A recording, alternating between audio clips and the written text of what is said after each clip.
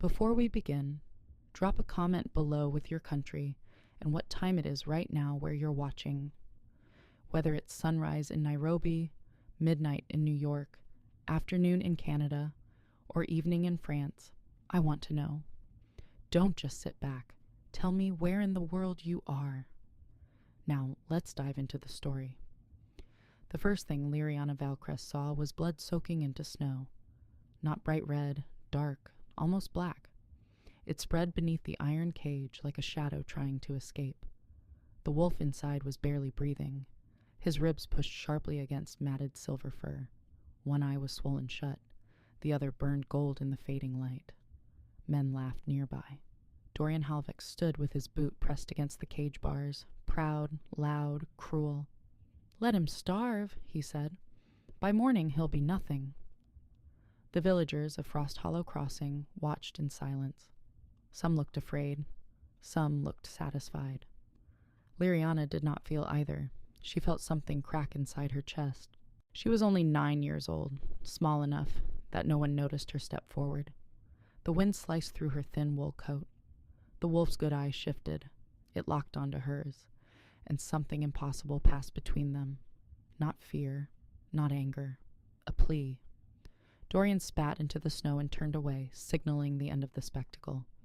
One by one, boots crunched across ice as the crowd drifted toward warm hearths and full plates. Liriana stayed frozen. The cage sat at the edge of the square like a punishment no one wanted to claim. Frost gathered on the iron bars. The wolf shivered violently now. His breath came out thin and ragged. She could hear it. Every painful inhale felt like it scraped her own lungs. "You're not a monster," she whispered, though her voice trembled. She did not know why she said it. Maybe because he did not look like one. He looked tired, broken, alone. She knelt, her knees sinking into freezing slush. The wolf's eye flickered again. For a second she saw something human in it, something ashamed, something afraid to hope. Her fingers brushed the cold iron. The lock was thick, rusted, impossible. Behind her, the church bell tolled once. Night was coming fast. She should have gone home. Callista Valcrest would already be worrying. The path back to their cottage curved past the frozen river and the empty mill. Wolves were dangerous. Everyone knew that. Wolves had taken sheep. Wolves had scared children. Wolves had howled at windows. But this one did not howl. He barely moved. His tail lay limp against the cage floor. Liriana's stomach twisted. She remembered being locked in the pantry once when she broke a jar of preserves. The dark had felt endless. The air had felt thin. She remembered clawing at the door and promising she would be good if someone just opened it. Her throat tightened now. "I can't leave you," she said. It was a reckless sentence, a foolish one, but it felt true. The wolf shifted weakly. Chains clinked beneath him. Chains. They had bound his legs too. Snow began to fall again, soft at first, then heavier. It dusted the wolf's fur, turning him ghost-like under the lantern glow. Liriana looked around. No one remained in the square. Windows glowed amber with firelight. Smoke rose into a sky-bruised purple. If she acted now, no one would see. But if she was caught, Dorian Halvik would not forgive her. He had lost 2 hunting dogs to something in the forest. He blamed wolves for everything. He blamed them for fear itself. Liriana swallowed hard. Her fingers reached into her coat pocket.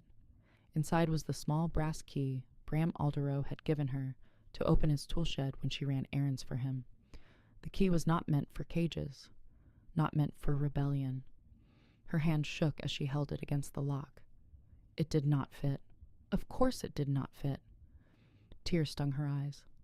The wolf made a sound then, not a growl, not a snarl, a low-pained whimper that sliced through her like glass. She pressed her forehead briefly against the freezing bars. "I'm sorry," she breathed. The word felt useless. The snow thickened, swallowing tracks, erasing proof of who had stood there. And then something changed. The wolf's golden eye flared brighter, not with anger, with warning. Liriana felt it before she heard it, the crunch of boots returning across ice. Dorian's voice carried through the wind, closer than it should have been. "Forgot something," he muttered to someone unseen. Liriana's heart slammed against her ribs. She had seconds. Only seconds. Her hand flew to the chain looped through the cage door. The metal pin holding it in place was half loose. She tugged hard. It scraped free with a sharp snap. The cage door creaked open an inch. Behind her, Dorian stepped into the lantern light, and the wolf began to change. Dorian Halveck froze mid-step. The lantern in his hand swung wildly, throwing sharp light across the square. Liriana still knelt by the half-open cage door, her fingers wrapped around the loosened chain. For one impossible heartbeat, everything was silent. Then bones cracked. The sound was wet and terrible, like branches snapping under heavy snow. The wolf's body convulsed. Silver fur rippled and sank inward. His spine arched, stretching, reshaping. Liriana scrambled back as claws scraped against iron. Dorian's mouth opened, but no sound came out at first. The creature inside the cage was no longer fully wolf. Limbs lengthened, shoulders broadened. Golden eyes burned brighter in a face shifting towards something human. "What devilry!" Dorian finally roared, dropping the lantern into the snow. Fire hissed out. The cage door swung wider, and from within it rose a tall, trembling figure, half shadow, half man, blood streaking pale skin where fur had been. Liriana's breath came in sharp bursts. She should have run. Any sensible child would have, but she couldn't move. The changing figure staggered forward, one hand gripping the cage bars for balance. Chains still clung to his ankles, though they now hung loose around human feet. His silver hair fell to his shoulders in damp strands. His chest heaved, ribs still visible beneath torn skin that seemed to knit itself slowly back together. He looked older than she expected. Not a boy, not ancient. Somewhere in between, with eyes that had seen too much. Eric's Nightbane. She did not know his name yet, but she would. Dorian stumbled backward, fumbling for the hunting knife at his belt. "Monster!" he shouted, voice cracking. "You see, I told you." But the square was empty. No villagers remained to witness what stood before him now. Only Liriana and the snow. Eric's gaze locked on Dorian first, not with rage, with exhaustion. He swayed slightly, as if the act of standing upright was costing him everything. The moon, thin and sharp above Frosthollow Crossing, cast pale light over his shifting form. His voice, when it came, was rough and unfamiliar to his own ears. "I never touched your dogs," he said. The words scraped out like gravel. Dorian blinked, stunned that the creature spoke at all. "Lies!" he barked, lunging forward with the knife. Liriana screamed. It tore from her throat before she could stop it. The blade flashed silver in the night. Eric's moved faster than she thought possible for someone so weak. He caught Dorian's wrist mid-strike. The crack of bone echoed through the square. Dorian howled in pain, dropping the knife into the snow. Everything shifted in that second. Fear turned sharp, dangerous. Eric's released Dorian's wrist and staggered back, as if even defending himself drained the last of his strength. "I don't want blood," he rasped. His golden eyes flickered toward Liriana then, and something changed in his expression. Recognition, not of her face, but of what she had done. The cage door hung open behind him. The chain lay broken in the snow. She had given him choice. Dorian clutched his bent wrist, fury twisting his features. "You'll burn for this," he spat at Liriana, not at Eric's, at her. "Helping a beast." His threat cut short as Eric stepped between them, tall, unsteady, but protective. Snow whipped around his bare shoulders. For a moment, Liriana felt smaller than ever, and yet strangely safe. From the dark edge of the square, a new sound drifted in, the distant toll of the church bell again. Once, twice, a warning bell. Someone had seen something. Windows opened.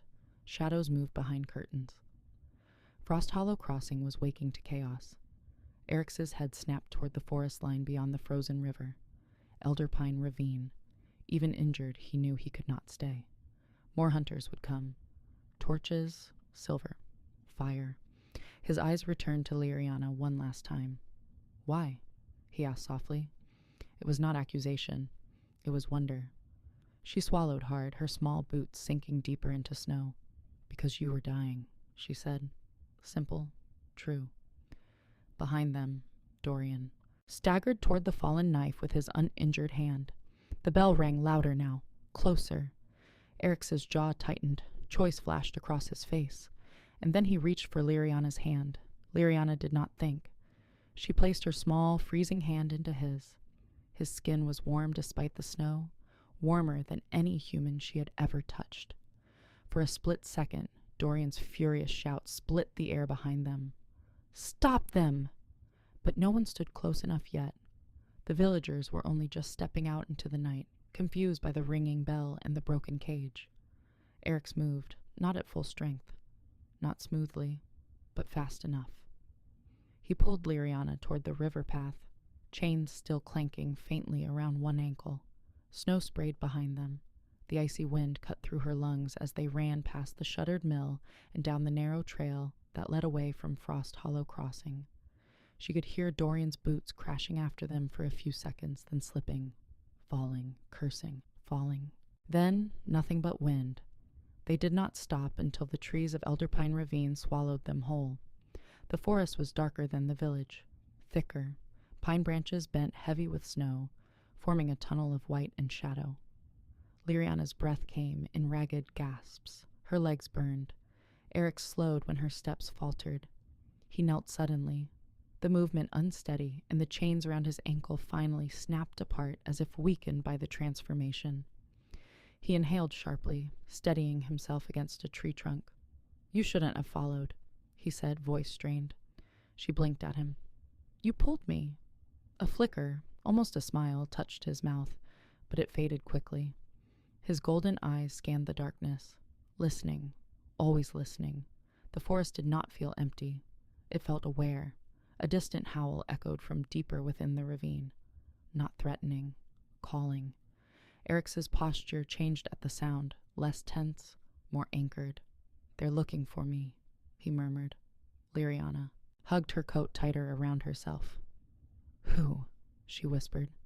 He hesitated, as if deciding how much truth a child could carry. "My kind." Another howl answered, closer now. Footsteps, light, fast, moved between trees. Liriana's heart pounded. Shapes shifted in the snow-dusted dark. Wolves, 3 of them, larger than any she had seen before. Their eyes glowed faintly gold like Eric's.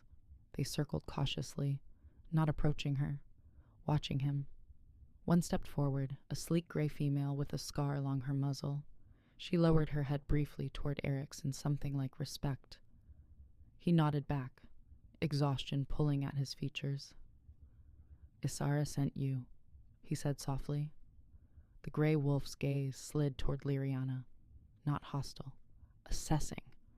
Liriana swallowed hard but did not step back. She had made her choice. The wolf shifted then, bones reshaping just as Eric's had, until a tall woman stood where the animal had been. Isara Windmere, long dark hair braided down her back, eyes sharp as winter glass. She wore a thick cloak lined with fur, her presence calm but powerful. She looked first at Eric's injuries, then at the human child beside him. "You were caged," Isara said quietly. It was not a question. Eric's nodded once. "By a man who wanted a spectacle." Isara's jaw tightened. Her eyes returned to Liriana. "And you opened the door." Liriana's throat felt dry. "He was dying," she said again. The words felt smaller here, in the forest's ancient quiet. For a long moment, no one spoke. Snow drifted down in slow, silent flakes. The 2 remaining wolves shifted restlessly nearby, their forms half hidden between tree trunks. Finally, Isara stepped closer to Liriana, close enough that Liriana could see faint gold flecks in her dark irises. "Do you understand what you have done?" Isara asked. Her voice was not angry. It was heavy. Liriana thought of Dorian's face twisted with blame, of her mother waking to find her gone, of the broken cage in the square. Fear crept into her chest, but it did not push out her resolve. "I helped someone," she answered softly. Isara studied her a second longer. Then she looked at Eric's. "Frosthollow will hunt by dawn," she said, "and they will not come alone." Eric's closed his eyes briefly. He already knew, and now Liriana knew too. There would be no simple return home. The wind shifted, carrying the faint scent of smoke from Frosthollow Crossing. Liriana noticed it before anyone spoke. It was sharper than hearth fire. Thicker. Eric smelled it too. His eyes snapped open, all exhaustion replaced by sudden alarm. "They're moving faster than I thought," he said. Isara turned toward the ridge overlooking the village. From between the trees, a faint orange glow pulsed against the low clouds. Not one torch. Many. Too many. Liriana's stomach dropped. "They're coming for you," she whispered. Eric shook his head slowly. "They're coming for all of us." His voice carried something heavier now. Not fear. Responsibility. The two wolves beside them shifted restlessly. Ears flattened. A horn sounded in the distance. Deep, metallic, rallying. It rolled across the frozen land like thunder. Liriana flinched at the sound. She knew that horn. It meant hunt.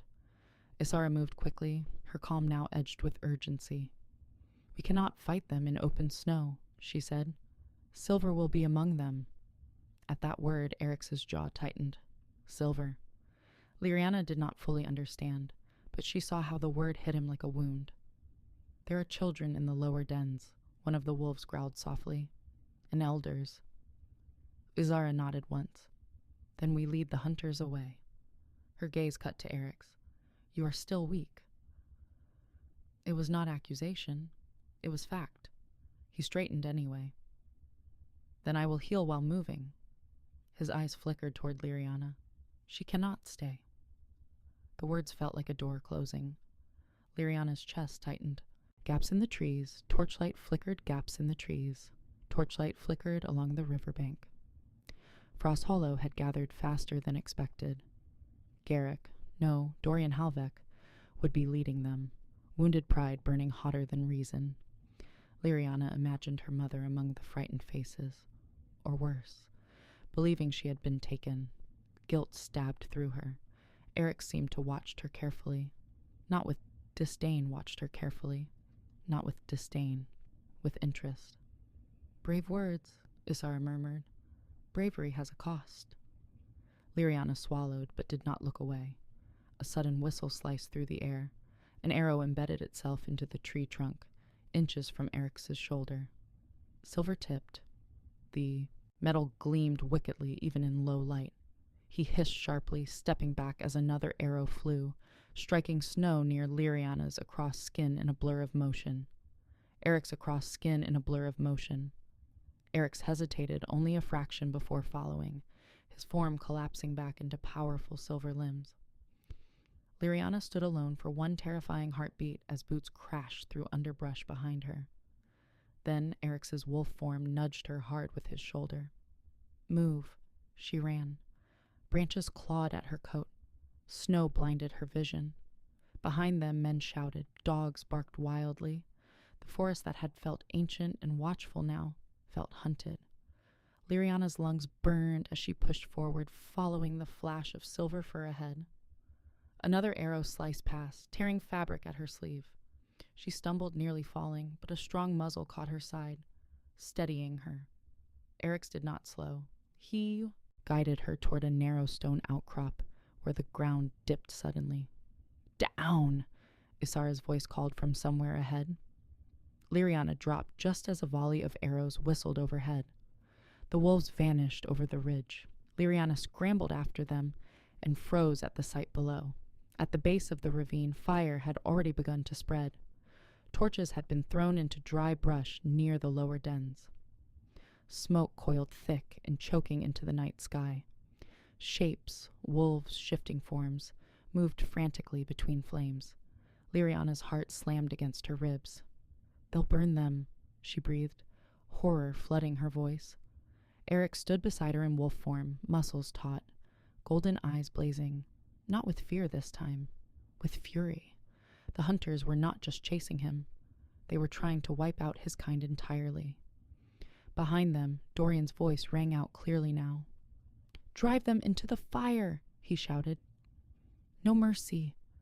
Liriana felt something inside her harden. This was no longer about a cage. This was war, and she had opened the door. The fire spread fast, feeding on dry bark and wind. Smoke burned Liriana's throat as sparks drifted upward like angry fireflies. Below, wolves darted through shadows, some shifting halfway into human form to drag smaller bodies away from the flames. Eric stepped forward, muscles rippling under silver fur, ready to charge straight into the chaos. Izara appeared beside him, her wolf form large and steady despite the heat. She snapped once at his shoulder, a warning. Not reckless, not yet. But another scream tore through the ravine. High, young, Liriana's heart clenched. "There are children down there," she whispered. That was all it took. Eric leapt down the slope, snow exploding beneath his paws. Arrows followed him immediately. Silver tips flashed through smoke. One grazed his flank, and he stumbled, but did not fall. Liriana slid down the ridge after him, ignoring the sting in her palms as ice scraped skin. Hunters poured between trees now, faces twisted, boots stomping, torches flaring wild orange. Dorian Halveck stood at their center, his injured wrist bound in cloth, eyes blazing with something darker than fear. "Burn them out," he shouted again. "Every last one," the words echoed against stone. Liriana saw it clearly then. This was not about protection. It was about pride, about proving he had been right to cage Eric's. She felt anger rise inside her, hot, fierce, unfamiliar. Eric's reached the lower dens just as flames licked the edges of the hollowed earth entrances. He shifted mid-stride, bones cracking, rising into human form to lift a small wolf pup from smoke-choked ground. The pup whimpered weakly against his chest. A second wolf, badly burned along one side, staggered toward him with two more pups nudging against her legs. Eric's moved with desperate focus, guiding them toward a narrow stream cutting through the ravine. Liriana followed, grabbing one trembling pup, began to crack and fall. Suddenly, a net began to crack and fall. Suddenly, a net flew through the smoke and wrapped around Eric's shoulders. Silver threads glinted cruelly in the firelight. He roared, not in rage, but in pain, as the metal burned against his skin. Hunters surged forward, dragging the weighted net tighter. Liriana screamed his name without realizing she had learned it. "Eric's!" Dorian stepped through the haze, satisfaction curling across his face. "Back in a cage," he sneered, "where you belong." Eric's dropped to one knee under the weight of silver. The pup tumbled safely into the stream, but he could not rise. Azara lunged from the side, tackling one hunter into the snow, but more rushed in with ropes and blades. Liriana's mind raced. She was small, unarmed.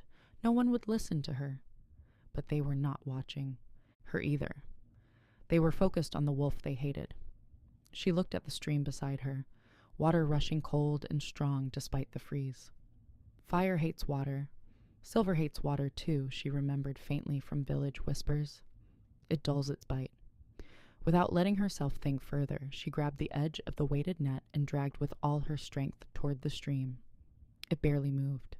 Tears blurred her vision.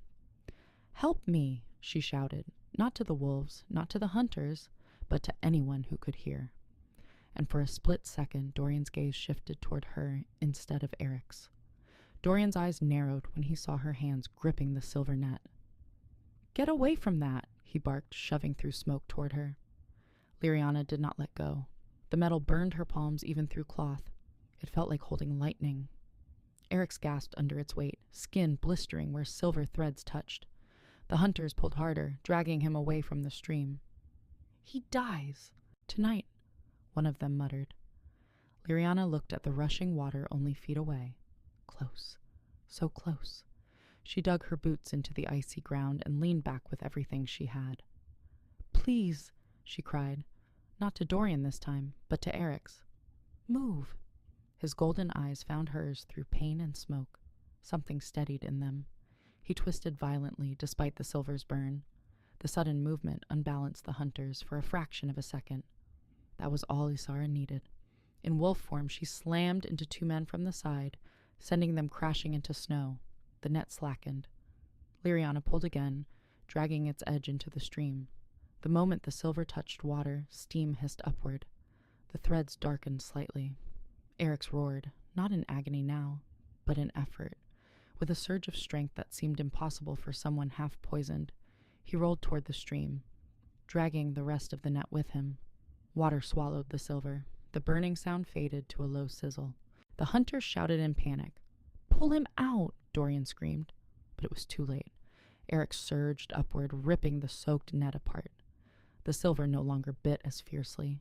He stood tall, despite blood streaking his chest, water dripping from his shoulders. For a second, the firelight reflected off him like armor. The hunters hesitated, not because he was monstrous, but because he looked unbreakable. And then the ground beneath them trembled. A deep howl rolled through Elderpine Ravine. Not one voice, but many. From every direction, wolves emerged between trees, larger pack numbers than Dorian expected. Golden eyes gleamed in the smoke. The balance had shifted. Liriana stepped back, clutching the singed pup tighter to her chest. Fear now lived in the hunters' faces instead of fury. Dorian's jaw clenched, pride refusing retreat. He raised a torch high. "Stand your ground," he shouted, though his voice wavered. Eric stepped forward, water dripping from him, steam rising, where silver had scarred skin. "Leave," he said, voice steady despite pain. "Take your fire and leave." It was not a threat. It was mercy. The wolves behind him did not growl. They waited. That was somehow more terrifying. A hunter to Dorian's left dropped his rope. Another backed away slowly. The flames had begun to die where the stream cut through brush, and smoke thinned enough to reveal numbers clearly. The pack outmatched them here. Dorian looked around and saw doubt spreading faster than fire had. For one long, tight second, it felt like everything balanced on his choice. Pride or survival. Hatred or sense. Dorian's gaze slid to Liriana, small, soot-streaked, standing beside the wolf he had caged. Something unreadable flickered in his eyes. Shame? No, not yet. Anger, yes. But thinner now. He lowered the torch slightly. The horn sounded once more from behind them, but weaker this time. Hunters began retreating step by step. Dorian finally dropped the torch into the snow, stamping it out with his boot. "This isn't over," he warned hoarsely. Then he turned, leading his men back toward Frosthollow Crossing. The forest did not cheer. It simply breathed again. And Liriana realized her hands were still shaking. The forest did not relax immediately. Even after the hunter's footsteps faded, the wolves remained tense, ears angled toward every distant crack of branch. Smoke drifted low across the ravine, stinging Liriana's eyes. The fire had not destroyed everything, but it had scarred the lower dens badly. Burned earth steamed beside half-collapsed entrances. Eric stood in the stream a moment longer, letting cold water wash the last heat from his wounds. When he stepped out, his movements were steadier. Not fully healed, but stronger. The pack parted slightly as he approached Liriana.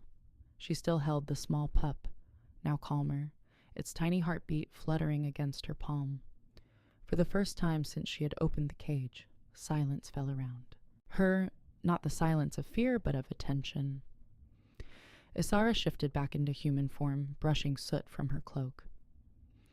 "You risked everything," she said quietly to Liriana. Not accusation, a statement carved with weight. Liriana looked down at the pup and then at the scorched ravine walls.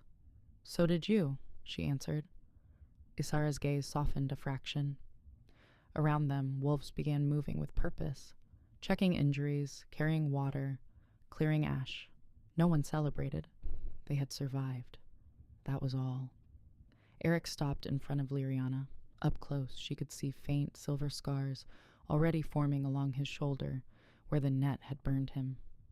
He knelt to her height. "You saved me," he said, voice low enough that only she could hear. The words carried no pride, Only truth. She swallowed hard. You saved them, she replied, glancing toward the pups now being gathered safely into deeper shelter. He shook his head gently. Without you, I would have been ash in a cage. The memory hit her sharply. The iron bars, the dark blood on snow. For a moment she felt small again, just a child who had made a dangerous choice.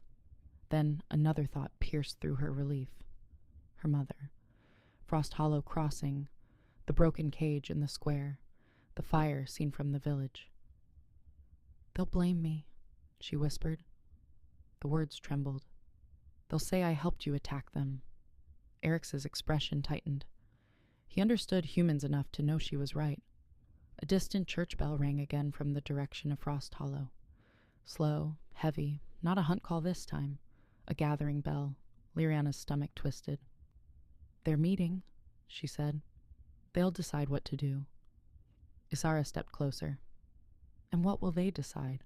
She asked gently. Liriana did not answer immediately. She imagined Dorian speaking loudly, telling the story his way. The monster who broke free. The girl who betrayed her own village. Fear spreads faster than truth. She felt it like cold creeping into her bones. Eric stood slowly. Then I will go to them, he said.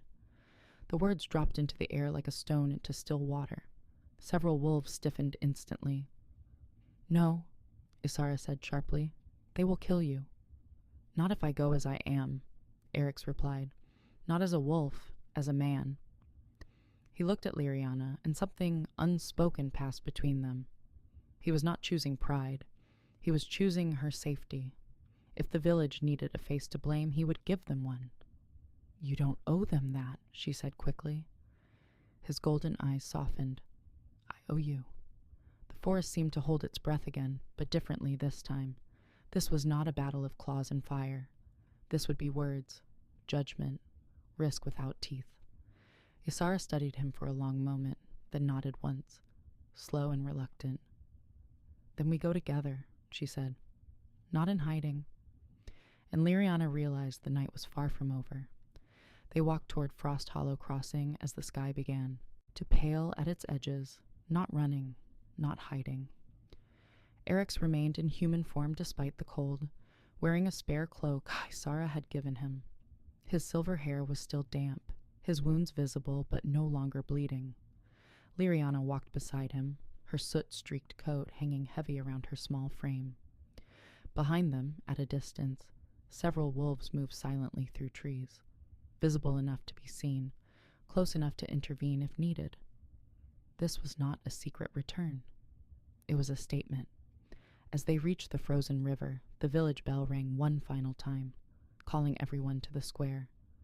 The same square where the cage had stood only hours ago. The iron cage still lay there, twisted and broken. Frost clung to its bars like accusation.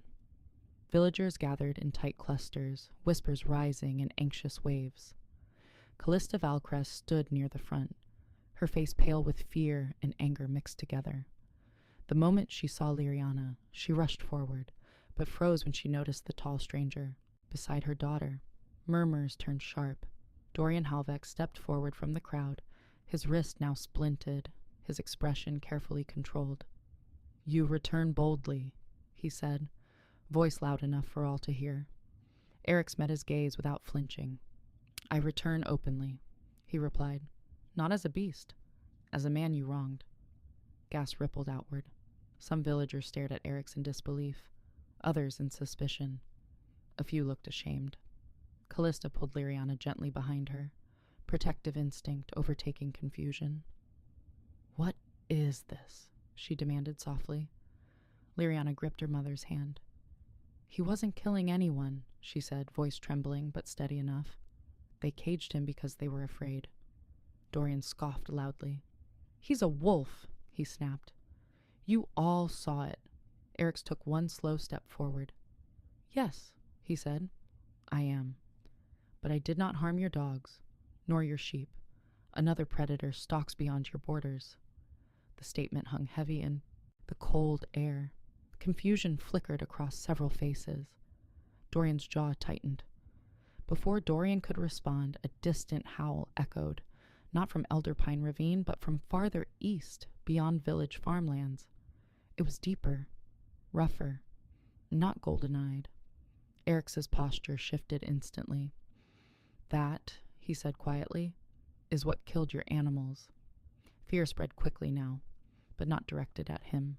A shepherd near the back nodded nervously. "I saw tracks bigger than any wolf's," he admitted. "Didn't want to speak against the hunt." The crowd murmured again, uncertainty replacing certainty. Dorian's control began to crack. "Lies to divide us," he insisted, though his voice lacked his earlier force. Eric's turned slightly toward the forest edge. "It will come again," he said calmly, "and this time it will not stop at livestock." A low growl rolled faintly from the eastern hills, as if summoned by his warning. Even Dorian heard it clearly this time. It was not the howl of a pack defending home. It was the call of something solitary, larger, hungry. Liriana felt her mother's grip tighten painfully around her fingers. For the first time, the villagers were not looking at Eric's as the only danger. They were looking past him, into the trees. And in that fragile, shifting moment, Frosthollow Crossing faced a choice greater than fear. Trust the wolf they had caged, or face the one they never saw coming. The growl came again, closer now, shaking frost from rooftops. Chickens scattered. A horse screamed from a nearby stable. The sound was wrong. Too deep. Too heavy. Liriana felt it in her ribs before she understood it in her mind. The eastern tree line burst apart as something massive stepped into view. It was wolf-shaped, but twisted. Taller than any man. Fur matted dark as oil, eyes red, not gold. Its breath smoked thick and foul in the cold air. Gasps tore through the villagers. This was not Eric's. This was something else entirely. The creature's claws dug into frozen earth, cracking it. It did not hesitate. It lunged. Chaos exploded. Villagers screamed and scattered. The creature slammed into a cart, splintering wood like paper. Eric's moved instantly, shifting mid-stride, silver fur erupting as he met the beast head-on before it reached the fleeing crowd. Their bodies collided with a thunderous impact that shook the square. Snow burst upward in white clouds. Liriana clutched her mother as Callista pulled her toward the church steps for cover. Dorian stood frozen for half a breath too long before grabbing a fallen spear. "Form a line!" he shouted, but his voice trembled. The monstrous wolf snapped at Eric's throat. Silver met red in a violent clash of teeth and fury. Eric's fought with precision, not rage.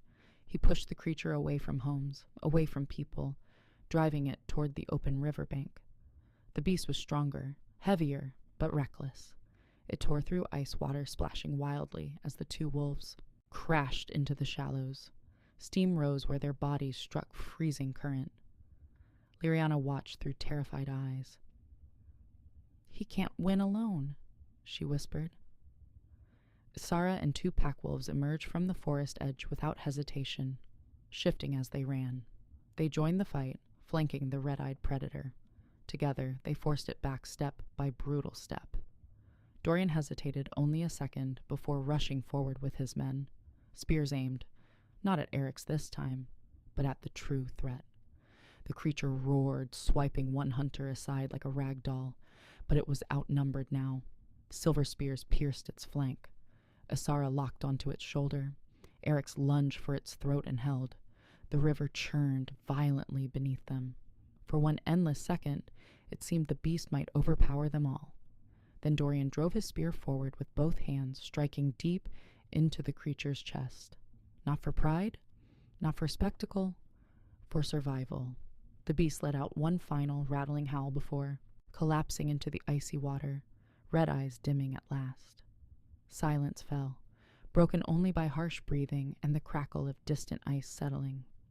Eric stepped back from the fallen body, shifting slowly into human form once more. He stood dripping and bruised but unbroken. Around him, villagers stared, not in hatred, but in stunned realization. He had not brought destruction. He had stopped it. Dorian pulled his spear free, chest heaving, eyes locked on Eric's across the water. For a long moment no one spoke. Then Callista stepped forward, placing a trembling hand on Liriana's shoulder. "You saw the truth before we did," she whispered. And in that quiet, frost-covered square, something old began to crack. Not bone, not ice, but fear itself. Morning rose slowly over Frosthollow Crossing, pale gold light spilling across broken ice and trampled snow. The monstrous wolf's body had been dragged to the far bank of the river, proof of what had truly stalked their land. Villagers stood in small, quiet groups, not cheering, not arguing, thinking. Eric's remained near the water's edge, his silver hair damp against his shoulders, bruises dark along his ribs. He looked tired in a way that went beyond battle, tired of being hunted, tired of being misunderstood. Liriana slipped from her mother's side and walked toward him. No one stopped her this time. Dorian approached as well, slower than usual, his splinted wrist stiff at his side. The man who had once stood proudly beside an iron cage now looked smaller somehow. Not weak, but changed. He stopped a few steps from Eric's. The silence between them stretched tight. Then Dorian cleared his throat. "You could have let it tear us apart," he said quietly. No anger, just fact. Eric's met his gaze. "So could you." The words were steady, not cruel. Dorian's jaw worked once before he nodded. It was not an apology shaped in pretty language, but it was the closest he could manage. "The cage will be burned," he said finally. "Not rebuilt." A murmur moved through the villagers. Callista stepped forward next, placing her hands gently on Liriana's shoulders. "My daughter acted out of mercy," she said to the crowd, "and mercy saved us."